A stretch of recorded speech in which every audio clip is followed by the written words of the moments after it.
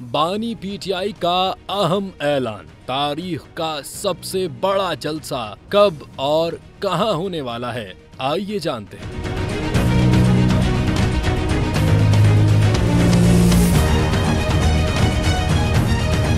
बानी पीटीआई इमरान खान का कहना है कि मैं जैसे ही बाहर आऊंगा तारीख का सबसे बड़ा जलसा होगा। इस हवाले से पाकिस्तान तहरीक इंसाफ के चेयरमैन बैरिस्टर गौहर अली खान ने मीडिया से गुफ्तगू करते हुए कहा कि जलसे और जुलूस सब होंगे, लेकिन उसका वक्त हम अलायंस से मुशावरत के बाद बताएंगे। उनका मजीद कहना था कि बानी पीटीआई जब भी बाहर आएंगे तो दुनिया बदलेगी, और अगर खान साहब के आने का ऐलान हुआ तो दुनिया ही दुनिया होगी, हर जगह लोग ही लोग होंगे।